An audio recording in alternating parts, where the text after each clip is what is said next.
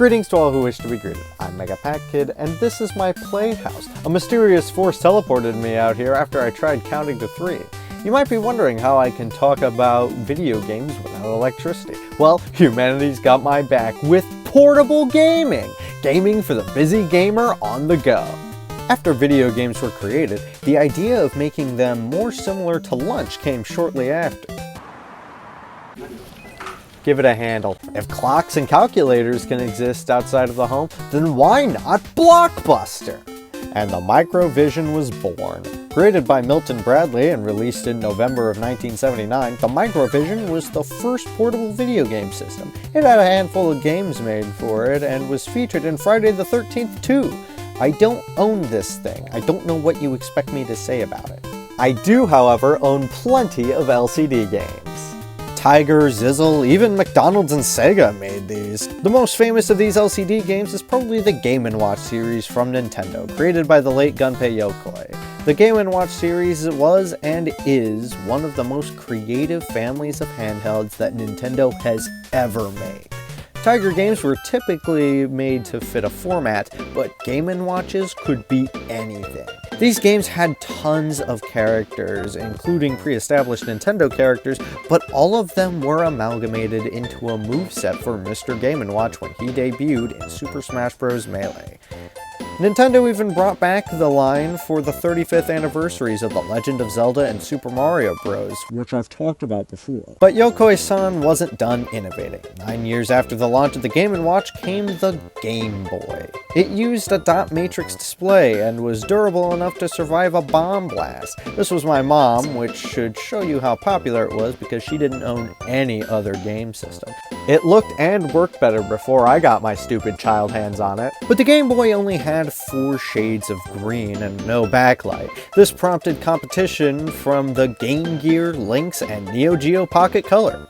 Can you guess which one prevailed? Joke's on you, Neo Geo Pocket Color games got a whole collection recently. The Game Boy got a couple revisions before its true successor, the Game Boy Advance, was released in 2001.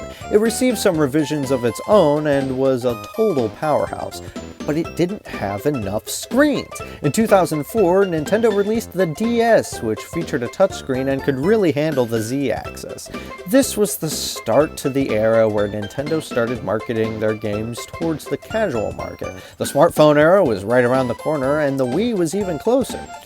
Even closer than the Wii was the PlayStation Portable, or PSP. PSP.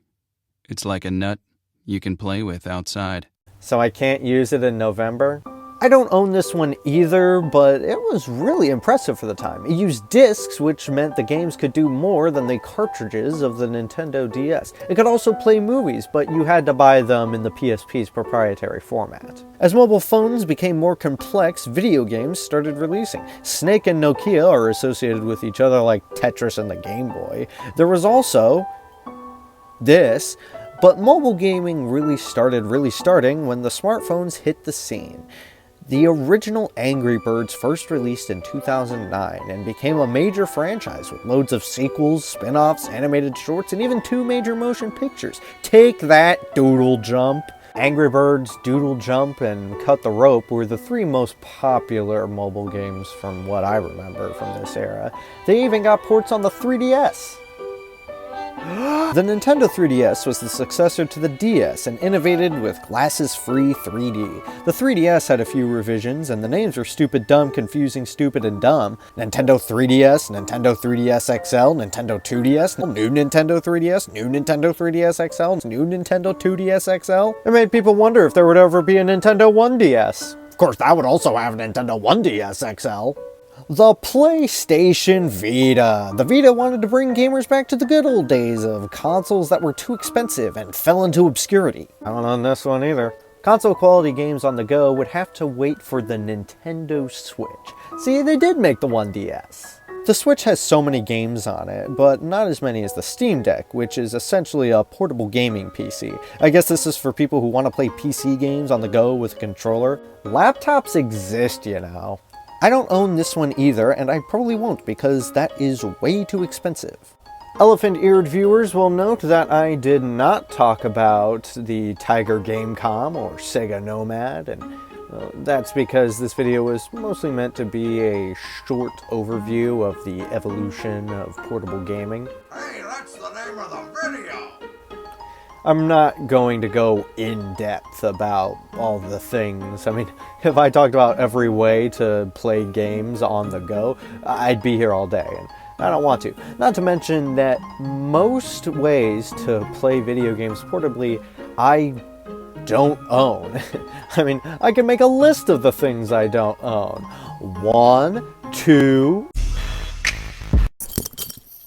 Oh good, I'm back in my own house. It's a good thing too. I thought I was gonna have to make my next video about slides.